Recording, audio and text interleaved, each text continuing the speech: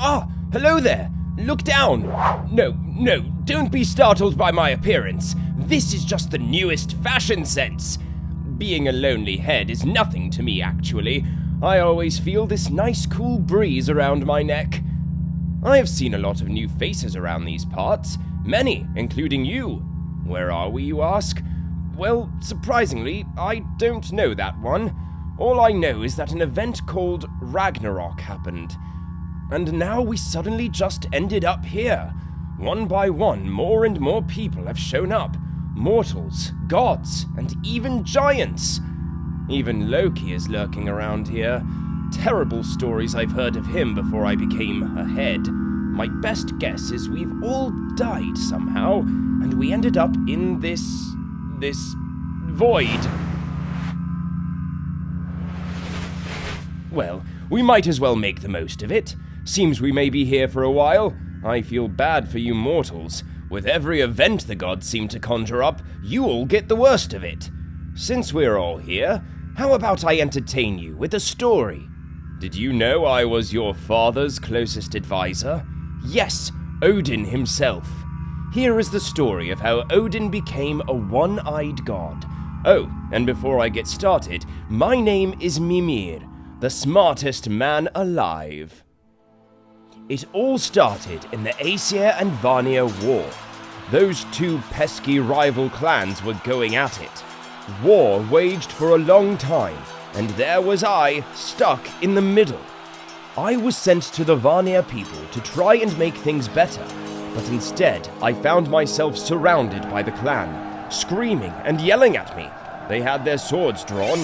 I wish I could say I was brave, that I was witty and used my smarts to find a way out of there, but I was more scared than I have ever been in my entire life. There was no peace to be found here. I dashed when I saw an opportunity, cutting through the wilderness, but I wasn't quick enough. A warrior caught me, drew his sword, and the next thing I knew, I was staring at their feet, everything going dark. I could hear them shouting, "Send the head to Odin to show our strength!" Followed by cheering and gutless shouting, and everything went dark. Next thing I know, I'm waking up in the hands of Odin. I could hear him singing as he stared at me. The cunning god filled my head with herbs and sang magical songs. He said he did this for hours until it worked. He brought me back to life and back home to my well, where we had countless conversations. I truly valued our friendship. He asked me many things, and I became somewhat of a counselor to him. Over the years, I was glad to help my friend with many conflicts and give him perspective. He visited often, and I anxiously waited for him to return and talk more of this world, its people, and many mysteries. One mystery we always returned to was if we were actually related somehow. I loved to help him with anything I could. However, one day came when I wasn't so willing to help. He came to me seeking great knowledge. He just had a conversation with Volva, as she had a foresight about Ragnarok, a day we all feared. And he feared it as well. He needed to gain as much knowledge as possible. He wanted a drink from my well. Anyone who drinks from it will instantly gain a vast amount of knowledge. But I rejected him. You see, the knowledge this well contains, secrets, things hidden, and hidden for good reason.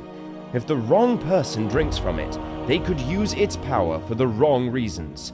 Although Odin saved my life, and we are great friends, and we may even be related, at least those were the rumors, I could not allow a god like him to gain that much knowledge, as he could ruin the lives of many. And I know he was too kind to drink from my well by force. After I said no, he pondered there for a minute or two and asked, "What if I sacrificed something to show my dedication?" Before I had a chance to answer, he closed his left eye and widened his right eye larger and larger. He extended his index finger, middle finger and thumb, and with one quick motion, he took out his right eye. I couldn't believe it. He walked to my well and dropped his eye into it. I could have still said no to him, but seeing his dedication, I hate to say it, but it made me feel guilty. He was my friend, and I rejected him. Made him lose a bit of his sight just for me to help him. Feeling guilty and inspired, I allowed him to drink from the pool. He cupped his hands and drank. He stared up at the clouds for some time. Then suddenly, his face shifted to anger. He nodded to me, then left in a hurry. Something tells me wherever he went, it had to be important.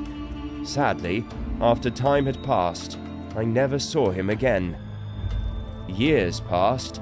I sat on my well alone. However, once in a while, I felt a change in the world. I felt terrible shakes, noticed winters that lasted 3 years, felt immense sadness, and then I felt a great war. While unable to move from my well, I've missed most things from this world.